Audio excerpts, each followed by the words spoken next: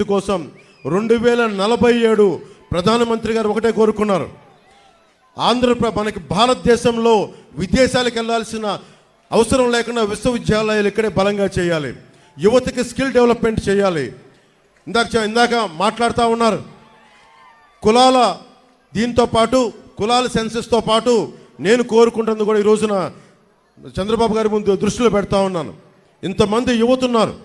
మీ అందరి దగ్గర కూడా మీకు ఏ స్కిల్ ఉంది, మీ దగ్గర ఎలాంటి స్కిల్ డెవలప్మెంట్ కావాలి. నాలాంటి వాడే ఉన్నాడు. మా అన్నయ్య చిరంజీవి గారు మొన్నే ఇంతకాలం ఎప్పుడు నా మంచి కోరుకునేవారు. మొన్న మొదటిసారి ఆయనకు ఒకటి మనసు కదిలింది. కౌలు రైతులకి అండగా నిలబడినందుకు, అన్ని వేల మంది కౌలు రైతులకి మేము అండగా నిలబడిన కదిలి నిజంగా జనసేన చాలా మంచి పని చేస్తుంది. ఎలాంటి కూటమి మీకు బాగుండాలని కోరుకుంటూ నాకు ఒక 5 కోట్ల రూపాయలు జనసేన పార్టీకి విరాళంగా ఇచ్చారు. ఏ సందర్భంలో చెప్తున్నానంటే స్కిల్ డెవలప్మెంట్ ఉద్దేశించి చెప్తా ఉన్నా.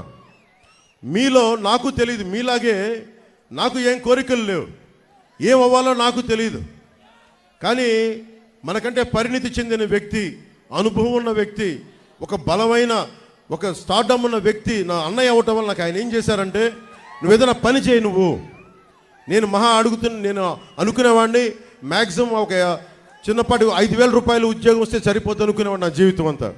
ఆయన కూర్చొని నన్ను మార్షల్ ఆర్ట్స్లో జాయిన్ చేశారు. ఆయన దగ్గరుండి ఒక యాక్టింగ్ స్కిల్ నేర్పించారు. అవన్నీ నేను కూర్చొని నేర్చుకొని మీ గుండెల్లో స్థానం సంపాదించుకున్నాను.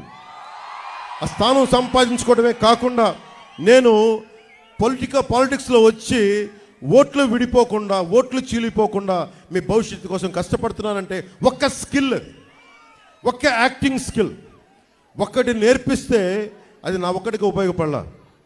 కొన్ని వేలాది మంది కౌలు రైతులకి 3-4 సినిమాలు చేసి దాంట్లో నుంచి వచ్చిన డబ్బుని కౌలు రైతులకి అండగా నిలబడ్డాం. అంటే చిరంజీవి గారు అనే వ్యక్తి వాళ్ళ తమ్ముడికి ఒక చిన్నపాటి స్కిల్ నేర్పిస్తే అది ఎక్కడి దాకా తీసుకొచ్చిందో చూడండి. కొన్ని కోట్ల మంది ముందు నిలబెట్టే స్థితికి తీసుకొచ్చింది.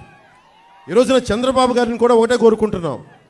మీరు ఒక పెద్దన్నలాగా, మేమందరం కలిసి, మోడీ గారు ఒక పెద్దన్నలాగా అందరం కలిసి ఇక్కడున్న యువత కోసం, ఆడబిడ్డల కోసం